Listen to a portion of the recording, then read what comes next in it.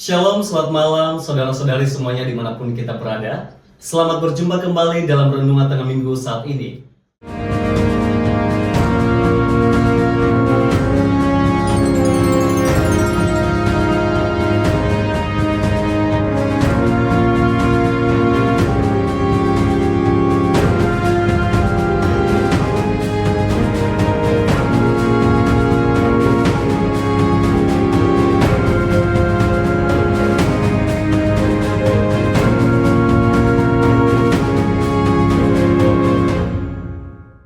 Saudara yang dikasihi Tuhan, tema renungan kita pada saat ini yaitu kasih yang memulihkan. 1 Yohanes 4 ayat 18 berkata demikian, di dalam kasih tidak ada ketakutan. Kasih yang sempurna melenyapkan ketakutan, sebab ketakutan mengandung hukuman dan siapa yang takut, ia tidak sempurna dalam kasih. Kasih yang bertumbuh adalah kasih yang telah dipulihkan, di mana kasih yang bertumbuh ini tidak ada ketakutan. Kasih bisa bertumbuh apabila roh dan jiwa kita dekat dengan Tuhan. Karena tanpa kedekatan kita dengan Tuhan, kasih itu tidak bisa berbuah maksimal. Karena akar dari kasih itu berasal dari hubungan kita dengan Tuhan. Acap kali rasa ketakutan itu ada apabila kita merasa berjalan sendiri tanpa melibatkan Tuhan hadir dalam kehidupan kita. Kasih yang berasal dari Tuhan perlu kita pelihara dan dipupuk. Bagaimana cara kita memelihara kasih itu? Yaitu dengan perkataan kita. Alkitab berkata, hidup dikuasai oleh lidah, oleh karena itu, kita mempergunakan perkataan-perkataan yang mencerminkan kasih Tuhan itu dalam diri kita. Rasul Yohanes mengajarkan kita bahwa kasih Allah bukan hanya sekedar perasaan, tetapi ada kuasa roh yang berkarya atas setiap kita.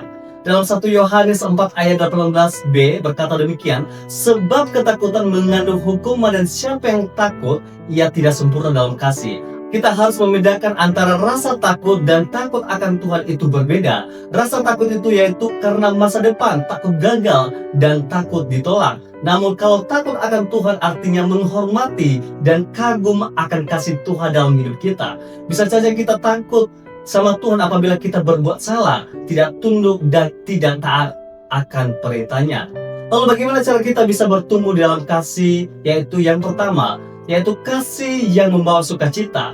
Kasih yang sempurna itu menghadirkan sukacita dalam diri kita yang memampukan kita bisa bertumbuh dalam kasih Tuhan. Dalam 1 Yohanes 4 ayat 18a berkata demikian, kasih yang sempurna melenyapkan ketakutan, yang artinya segala bentuk gejolak perasaan yang membuat kita takut salah dan takut tidak layak telah Tuhan perbaharui menjadi identitas baru sebagai anak-anak yang dikasihi oleh Allah. Identitas kita sebagai anak-anak Allah memberi kita keberanian, bukan ketakutan.